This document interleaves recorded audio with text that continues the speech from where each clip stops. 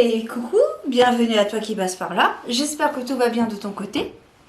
Alors, on se retrouve aujourd'hui pour ce dernier mois de l'année, 2025, décembre 2025. J'ai envie de faire un contenu un petit peu plus, beaucoup plus de légèreté, parce que comme tu peux le remarquer, je me suis accessoirisée d'un petit bonnet de Noël pour voir la vie avec un petit peu plus de légèreté, parce que je pense qu'on a vécu, enfin pour ma part c'est certain, mais on a vécu une année 2025 plus ou moins éprouvante, à des niveaux différents, bien sûr, suivant le parcours de chacun. Et je me disais, pourquoi pas terminer l'année 2025 avec un petit peu plus de légèreté. Et voilà, tout simplement. Donc c'est une série de vidéos que je vais vous faire tout au long du mois de décembre. Ce ne sera pas forcément tous les jours. Je vais essayer, j'aimerais beaucoup en faire tous les jours. Je vais faire en sorte de vous le faire tous les jours. Une petite vidéo de moins de 10 minutes qui s'écoute assez facilement le matin en se préparant par exemple, le midi en mangeant, voilà. Ça peut s'écouter également en podcast, donc à part que vous n'aurez peut-être pas le visuel de la carte, parce que ce sont des vidéos qui vont se composer en deux parties. Dans un premier temps, ce sera un petit instant de bibliomancie avec donc l'oracle des anges de Doreen Virtue. Donc, petite parenthèse, sachez que, enfin sachez, non, vous le savez, mais je vous le rappelle, le Dieu est universel. Donc il faudra adapter les messages que vous entendrez suivant vos croyances, bien évidemment, et avec toute la bienveillance que vous avez en vous. Mais ça, je n'ai aucun problème avec ça. Je sais que ce sera très très bien interprété, et voilà. Et dans un second temps, je pigerai une carte d'un oracle et je vous lirai le message. Donc j'ai posé l'intention que c'était des messages, que ce sont des messages intemporels, donc ils sont valables tout le temps. Si toutefois vous tombez sur cette vidéo le 3 juillet alors que la vidéo est sortie au mois de décembre 2025, il n'y a aucun problème, ce sera toujours d'actualité.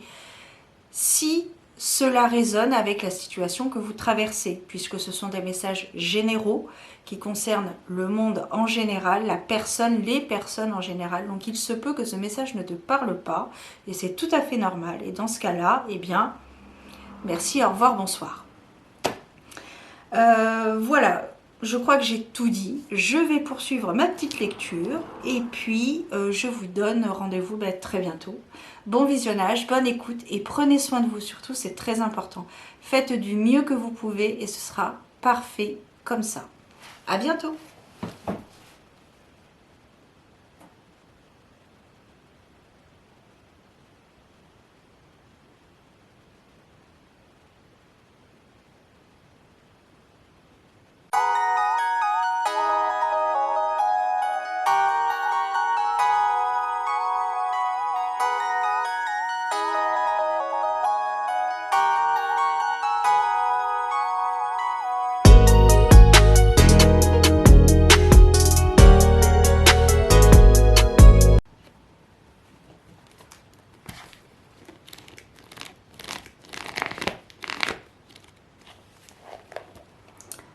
« 308.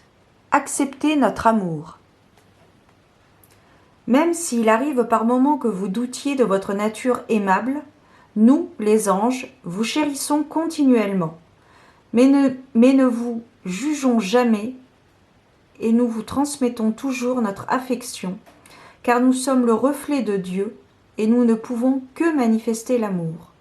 Oui, bien sûr, nous observons votre comportement humain et savons qu'il vous arrive de ne pas vous sentir bien par rapport à certaines de vos habitudes. Pourtant, elles servent un but important pour vous, sinon vous ne continueriez pas. Il est plus utile de faire preuve de compassion envers l'être que vous êtes que de vous réprimander vous-même d'un comportement qui vous inspire des regrets. Prenez des exemples de votre propre vie. Quelle leçon vous a été le plus utile ? Lorsqu'une personne vous a critiqué ou puni pour un geste que vous aviez fait, ou lorsqu'une personne vous a patiemment écouté et expliqué vos raisons, pour ensuite vous offrir de faire les choses autrement. Voyez comment cela peut s'appliquer à la relation que vous avez avec vous-même. Considérez avec bienveillance la personne que vous êtes et tous vos comportements récurrents. Ne rejetez aucune partie de vous-même, car tous ces éléments sont essentiels au processus vous permettant de retrouver votre identité sacrée et aimante. Soyez envers vous-même un guide bienveillant. Nous pouvons vous aider à le faire si vous le souhaitez. Comme si vous étiez un jeune plant poussant vers le soleil. Pensée du jour. Mes anges ont de l'affection pour moi et leur amour est sans condition. Je suis digne d'être aimé en toutes circonstances. Et maintenant, j'exprime ma compassion envers moi-même pour toutes les choses que j'ai faites ou manqué de faire. C'est l'amour qui permet de guérir plus rapidement que le jugement de soi-même.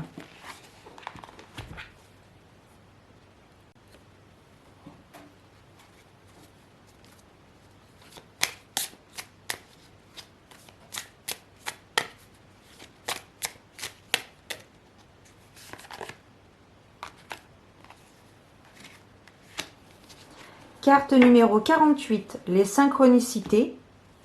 Et la carte numéro 9, énergie féminine.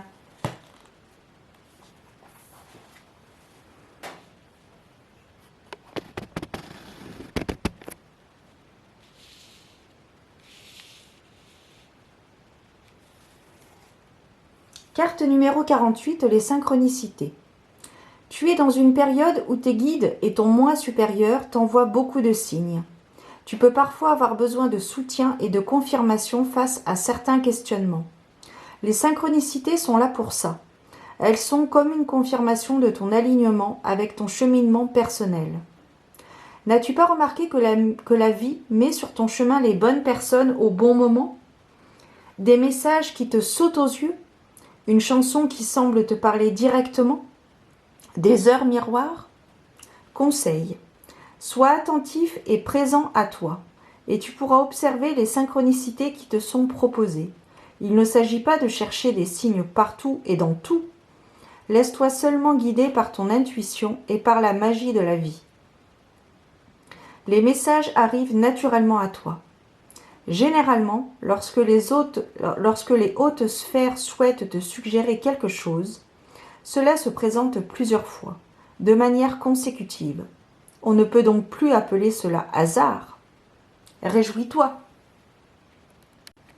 Carte numéro 9, l'énergie féminine. La lune, ici, est associée à l'énergie du féminin sacré. Nous la possédons toutes et tous en nous. Dans la notion de polarité, cette énergie du féminin complète parfaitement notre part de masculin sacré. Ces deux principes fonctionnent en interconnexion. Un savant équilibre entre l'un et l'autre est requis pour nous permettre d'exprimer toute la justesse de notre être. Cette puissante énergie divine nous connecte directement à notre réceptivité, notre intuition et notre créativité. C'est ce qui nous permet quotidiennement d'accueillir en présence les informations de notre moi supérieur intérieur ainsi que des mondes subtils. Ce principe caractérise notre capacité à être. C'est par le biais de cette réceptivité que nous pouvons, par la suite, nous mettre à l'action et passer dans l'étape du faire. F-A-I-R-E. Conseil. Afin de retrouver un équilibre harmonieux au sein de ton être, on te suggère de te connecter à ta part d'énergie féminine. Mets-toi en posture de réception. Des idées arrivent. Afin de pouvoir rayonner et déborder d'inspiration, il t'est conseillé de faire le vide en toi. On ne peut remplir une coupe pleine. Tel le Graal, tu es un réceptacle. De celui-ci peuvent jaillir les plus belles idées. En te connectant à ta part féminine, cyclique, tu te renouvelles en permanence. Tu vas pouvoir accéder à ta créativité la plus sacrée, au monde de l'intuition et des synchronicités. Affirmation. Ici et maintenant, je fais appel à mon féminin sacré et je m'y connecte. Je fais le vide en moi afin d'accéder à cet espace intérieur qui me permet la plus grande des réceptivités. Je suis reconnaissante pour toute cette lumière et pour les informations subtiles que je canalise en moi. Je suis mes inspirations et me laisse guider par le grand tout. Merci, merci. Merci.